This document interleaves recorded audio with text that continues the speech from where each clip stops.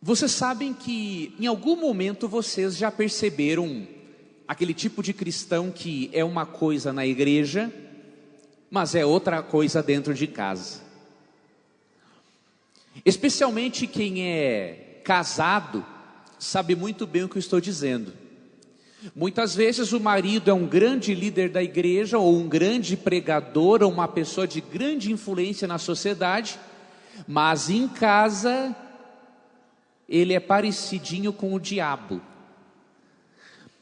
Muitos já se depararam também com a mulher que é uma grande líder na igreja, é uma excelente profissional, mas em casa ela parece uma filhinha do diabo também. Então eu gostaria de, nessa ocasião, abordar com vocês um tópico intitulado, a mensagem de hoje intitula-se assim: como usar sabiamente as palavras dentro de casa.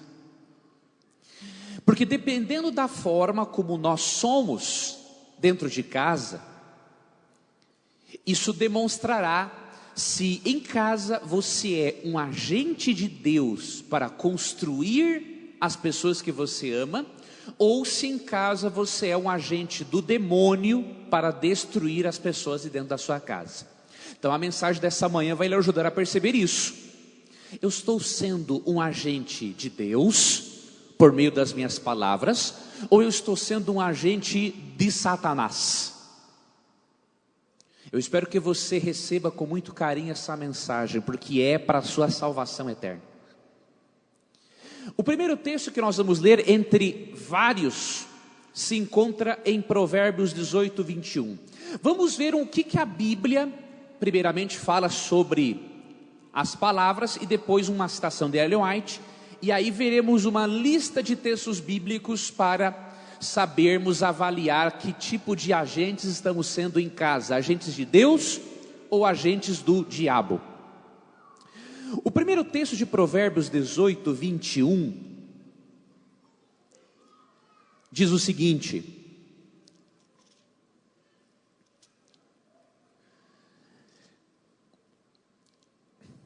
a morte e a vida estão no poder da língua. O que bem a utiliza come do seu fruto. Ou seja, se a língua pode levar morte ou vida, isso quer dizer que pela minha língua eu posso ser um agente do diabo para a morte, ou um agente de Deus para a vida. Então isso é claro nesse texto. E o texto de Ellen White eu gostaria de repartir com os irmãos. Se encontra no livro Lar Cristão, não é? Na versão antiga do Lar Adventista. Está, irmãos, na página 30. Prestem bem atenção nisso aqui, queridos. Bênçãos das palavras agradáveis é o tópico. Que poder um homem convertido pode exercer, levando bênçãos e alegria aos que o rodeiam. Os que assumem responsabilidades nas instituições de Deus devem crescer em graça e conhecimento das coisas divinas. Sempre devem lembrar-se do que o dom da palavra lhes foi confiado por Deus, para ajudar a levar bênçãos a outros. Cumpre-lhes decidir se falarão palavras que honrarão a Cristo, ou palavras que servirão de estorvo para os que as ouvirem. Que bênçãos são as palavras agradáveis, compassivas, palavras que erguem e fortalecem. Ao responder a uma pergunta, não se deve fazer abruptamente, mas gentilmente. O coração do que pergunta pode estar extremamente angustiado por uma tristeza oculta que talvez não esteja revelada. Isso pode ser desconhecido. Portanto, suas palavras devem ser sempre bondosas e compassivas.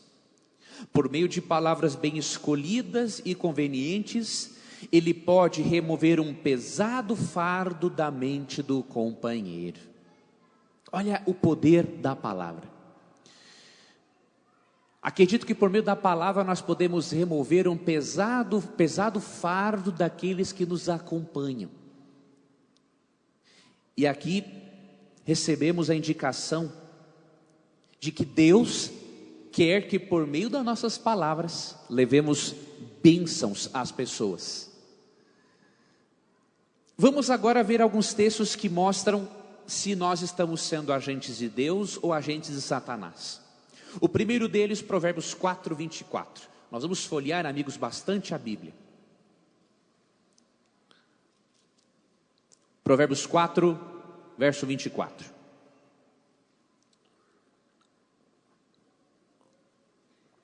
Já que vimos a importância das palavras, vejamos como nós estamos usando, queridos, na nossa casa. Desvia de ti a falsidade da boca, afasta de ti a perversidade dos lábios.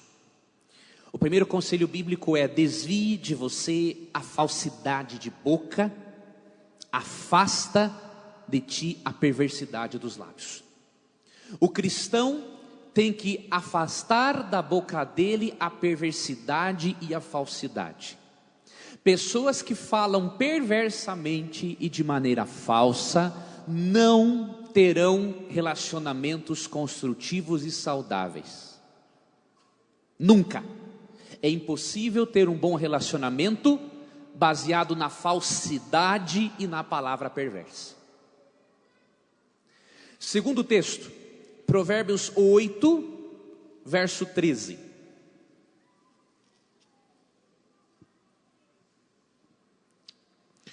O temor do Senhor consiste em aborrecer o mal, a soberba, a arrogância, o mau caminho e a boca perversa eu os aborreço. Aqui diz que Deus e a sabedoria, obviamente, aborrecem a boca arrogante e a boca perversa. Ou seja, não há como Deus se relacionar direito com uma pessoa arrogante e uma pessoa perversa. Deus ama, mas o relacionamento fica difícil, porque Deus odeia a arrogância e a perversidade na forma de tratar os outros. Deus odeia esse tipo de coisa. Então você pode estar tendo um relacionamento com Deus não muito bom por causa da arrogância ou por causa das palavras perversas que saem da sua boca. Então avalie. Outro texto, amigos, Provérbios 11, 9 e 11.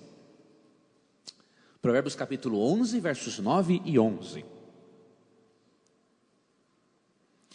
O ímpio com a boca destrói o próximo, mas os justos são libertados pelo conhecimento. Verso 11.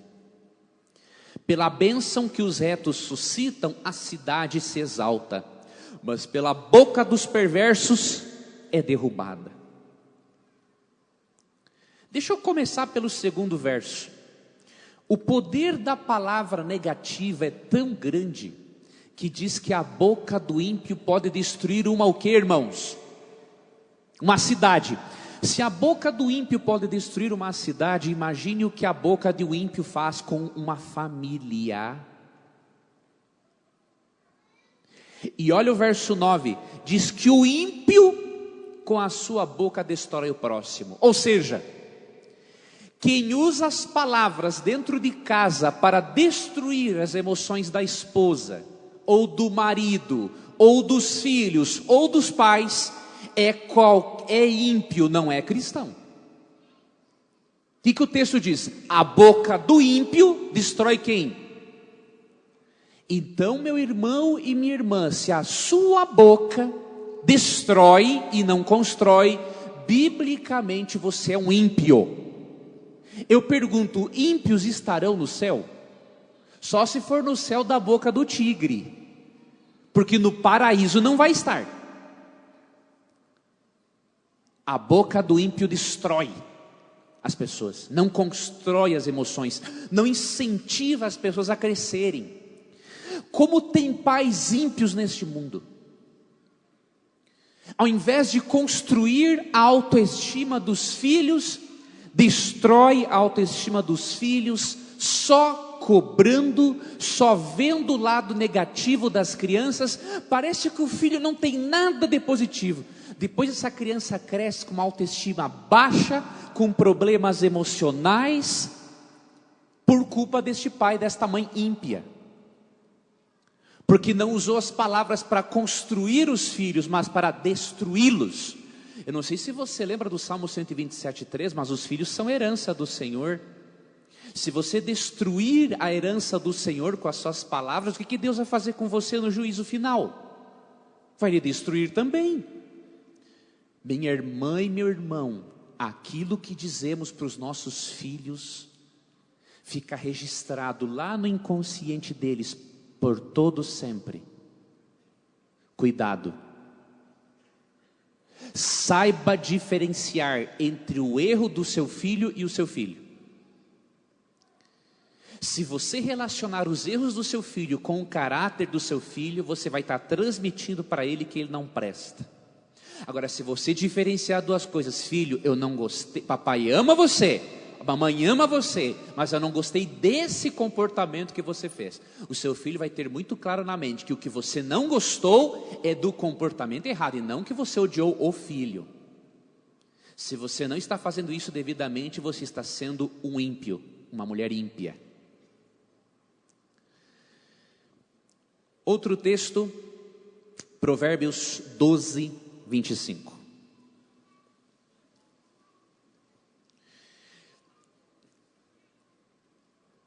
A ansiedade no coração do homem o abate, mas a boa palavra o alegra.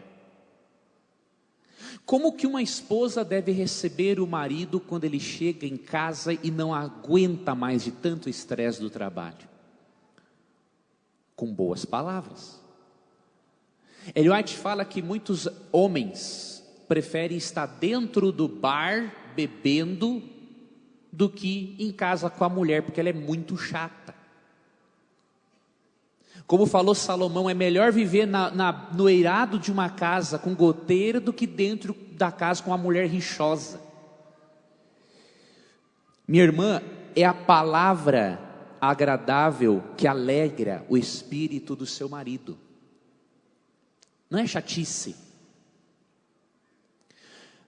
Marido, quando a sua esposa está abatida, ela também não precisa de críticas suas. Ela precisa de uma boa palavra para alegrá-la. Porque um marido chato, reclamador, não dá para aguentar mesmo. É a boa palavra que alegra. Agora a palavra ruim abate a pessoa. Você vai ser um agente de Jesus para restaurar, ou um agente do diabo para acabar com a pessoa? A escolha é sua. Naquela citação que eu li de Ellen White no início, ela falou: cabe a cada um de nós decidir a maneira como vamos usar as palavras. Outro texto, irmãos, Provérbios 15:2. A língua dos sábios adorna o conhecimento, mas a boca dos insensatos derrama estultícia. Aqui é um princípio interessante, diz que a língua do sábio, ele adorna o conhecimento. O que é isso? A língua, a boca de quem é sábio, torna o conhecimento enfeitado, bonito, atraente. Ou seja, você pode ser uma pessoa extremamente inteligente, com muito conhecimento, mas se pelas suas palavras você não adorna o seu conhecimento, você parece um estulto, um ignorante. Eu já tive debates com ateus educados e ateus muito mal educados. Dá gosto de você ter um bom debate com uma pessoa educada, que discorda das suas ideias, mas que tem o propósito de crescer junto com você. Agora, eu já debati com ateus que, por mais conhecimento que tivessem da área da filosofia, o conhecimento se tornou burrice por causa das palavras dele. As palavras dele não enfeitam o conhecimento. Então, pelas suas palavras você vai enfeitar, pelo o tom da sua voz, você vai tornar o conhecimento atrativo ou não atrativo. Quer ver um exemplo? Uma coisa é você dizer para um aluno seu do estudo bíblico ou para um irmão de outra igreja o seguinte: querido irmão, dos últimos recados de Deus para a humanidade Em Apocalipse 14:7, é para nós o adorarmos no sábado, reconhecendo que Ele é o nosso Criador e o nosso Salvador. O sábado é um lembrete semanal de que nós não estamos no mundo por acaso e de que a graça nos salvou. Outra forma é você dizer: quem não guarda o sábado tem a marca da besta e vai para o inferno de cabeça para baixo. Você entendeu? Como é que você vai como que o conhecimento se torna atrativo? Pela forma como você apresenta. Então, adorne o seu conhecimento com as suas palavras. Outro verso, amigos, interessante, verso 26 do capítulo 15 mesmo, e no verso 28, Provérbios 15, 26 e 28. Abomináveis são para o Senhor os desígnios maus do mal, mas as palavras bondosas lhes são aprazíveis. Ou seja, Deus tem prazer em ouvir pessoas dizerem palavras bondosas. É uma coisa que dá prazer ao coração de Deus. Verso 28. O coração do justo medita o que há de responder, mas a boca dos perversos transborda maldade. Olha que texto forte, irmãos. A boca de quem medita no que vai dizer para os outros? Do justo. Ou seja, a gente que diz o seguinte: eu sou assim mesmo. A pessoa se aproxima dele para dizer algo e ele: eu sou assim mesmo. Você é assim mesmo? Então, se você continuar assim mesmo, aí eu agora não vou adornar meu conhecimento com a palavra. Você vai para o inferno de cabeça para baixo. O ser assim mesmo não é desculpa. A Bíblia diz que a boca do justo, o indivíduo que é justo, ele pensa antes de falar. Agora, aquele que fala estrambelhado, eu falo o que me vem na mente. Esse não é justo, de acordo com a Bíblia, é ímpio. O justo, ele pensa antes de dizer. Você acha que várias vezes, das vezes que eu me desentendi, por exemplo, com a minha esposa, não me deu vontade de dizer coisas ruins? Deu, porque eu sou um pecador, miserável, que preciso da graça de Jesus todos os dias. Mas, meus irmãos, o Espírito Santo tem me ajudado. Deixa eu selecionar as palavras. E se eu não conseguir na hora, numa chateação com a minha mulher, não consigo selecionar as palavras corretas para dizer, irmãos, eu prefiro ficar calado. Eu aprendi isso. Porque como eu me criei num lar desestruturado e que meus pais brigavam dia e noite, eu aprendi o seguinte, que quando você não está legal, é melhor você não falar. Porque se você vai falar bobagem. Então não fala nada. Minha mulher, a mesma coisa. Eu percebo nela essa disposição de escolher as palavras, pensar no que vai dizer pelo menos. Não é errado você dizer, eu estou chateado com você. Tem que dizer. Nós temos que mostrar para a pessoa o limite até onde nós ficamos chateados. Agora, o errado é eu dizer com as palavras erradas, não é? No tom errado, explodindo, xingando a pessoa. Não tem como fazer isso. Entende, amigos? Então, se nós não medirmos as palavras antes de dizermos de acordo com a Bíblia, nós não somos justos, somos ímpios. Outro texto, Provérbios 16, verso 21.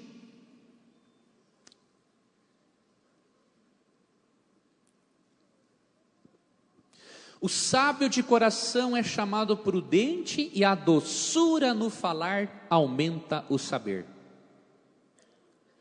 Você quer provar para alguém que você está com a razão?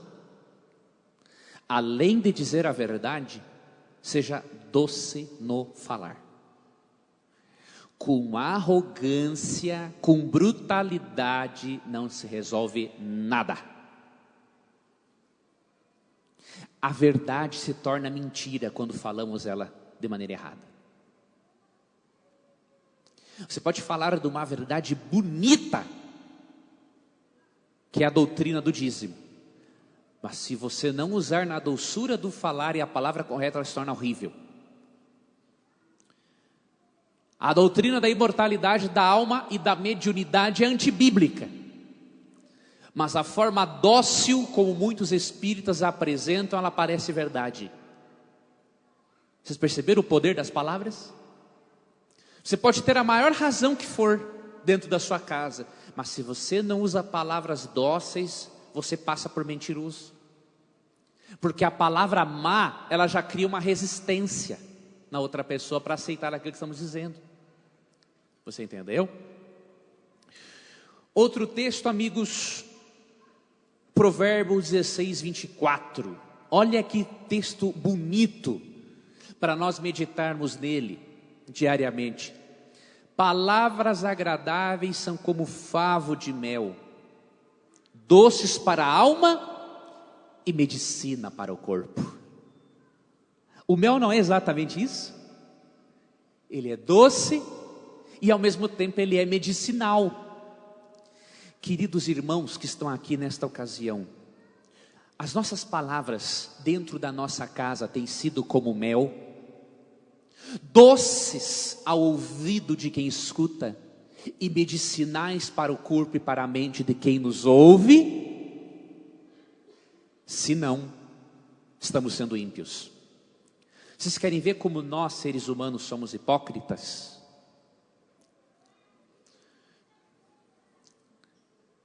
Se o teu chefe for um mala, e ele for duro com você, ou te tratar injustamente, você respira fundo e transparece um semblante como se nada tivesse acontecido. Agora, o seu filho sem querer quebrou um copo, você só faltou dar um tapa na cara dele. Hipocrisia. Se você consegue ser bonzinho diante do teu chefe, como é que você não consegue ser bonzinho com o seu filho? Me perdoe a sinceridade, você é hipócrita. Você é falso. Você acha que um copo tem mais valor do que a felicidade do seu filho? Meus amigos, eu sou um cara muito defeituoso. Tem pecados que eu cometo que eu não deveria cometer mais. Mas desse pecado, graças a Deus, eu acho de tanto eu ver essas coisas dentro da minha casa. Esses dias a minha filha quebrou o meu iPad. Não é de doer no coração? Eu peguei e ela puxou da minha mão porque ela queria pegar. Ele caiu virado. Na hora me deu uma tristeza pelo iPad, mas quando eu vi o rostinho da minha filha, que ela fez um rostinho de querer chorar, já lembrei que eu fui criado à base do grito, né? O que Deus colocou na minha mente, irmãos? Eu falei assim, filhinha, não estou falando num tom diferente do que eu falei com ela, não. Se eu mentir, a minha mulher pode se manifestar em público e dizer, se é um mentiroso, é um hipócrita. Viu, querida? Pode pegar o microfone e dizer mesmo. Quase que ela levantou, irmãos. Que susto que eu levei agora. Eu cheguei e falei assim para minha filha, filha, você não deveria ter puxado o iPad do papai, mas minha filha, você é muito mais importante para o papai do que esse iPad. Deus vai ajudar o papai a arrumar um dinheiro e arrumar ou comprar outro. Ou seja, irmãos, Deus me ajudou o seguinte, eu ensinei minha filha que ela não deveria ter feito aquilo, mas eu não feri as emoções da minha filhinha. Porque, irmãos, eu tenho muitos pecados, mas uma coisa eu não sou, falso. Não sou hipócrita. Você acha que eu vou estar perante o chefe? E na minha casa vou estar descendo a lenha na minha mulher e na minha filha?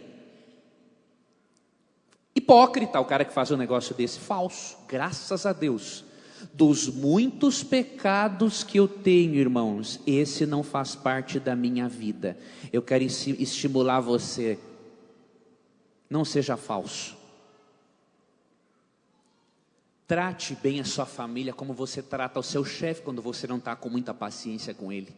Se você pode tratar bem o seu chefe, mesmo ele sendo um mala, você pode tratar bem as pessoas que você ama. Não me venha com essa conversa, porque é falsidade fazer o contrário. Irmãos, outro texto importante para nós lermos se encontra em Colossenses, capítulo 4,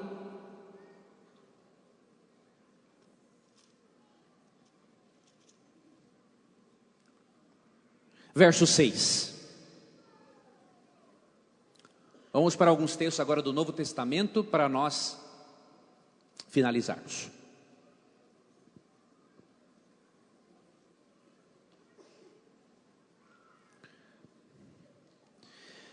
A vossa palavra seja sempre agradável, temperada com sal, para saberdes como deveis responder a cada um. Aqui diz que a nossa palavra deve ser temperada com sal, ou seja, assim como o sal dá sabor aos alimentos, as suas palavras devem dar sabor à vida das pessoas que rodeiam você. Palavras temperadas com sal. Meu irmão e minha irmã, as suas palavras dentro de casa são temperadas com sal ou temperadas com pimenta do reino? É uma pergunta que você precisa fazer para você mesmo. Suas palavras dão sabor à vida das pessoas ou tornam a vida das pessoas ao seu redor uma vida amarga, triste? Ellen White também diz, irmãos, que muitas mulheres estão morrendo à míngua e mais cedo por falta de palavras de encorajamento por parte dos esposos, dos maridos. Quando você conversa com a sua esposa, você só sabe conversar com ela para criticá-la ou para pedir sexo? Ou você também conversa com sua esposa para dizer o quanto ela é importante, o quanto a vida dela é importante para você? Vamos abrir aqui, irmãos, no Evangelho de Mateus, capítulo 12, 33 a 37. Ou fazei a árvore boa e o seu fruto bom, ou a árvore má e o seu fruto mau? Porque pelo fruto se conhece a árvore. Raça de víboras, como podeis falar coisas boas sendo maus? Porque a boca fala do que está cheio o coração. O homem bom tira do tesouro bom coisas boas, mas o homem mau do mau tesouro tira coisas más. Digo-vos que toda palavra frívola que proferirem os homens, dela darão contas no dia do juízo. Porque pelas tuas palavras serás justificado, e pelas tuas palavras serás condenado. Que texto, hein, meus amigos? A árvore se conhece pelos seus frutos. A boca fala do que está cheio o quê?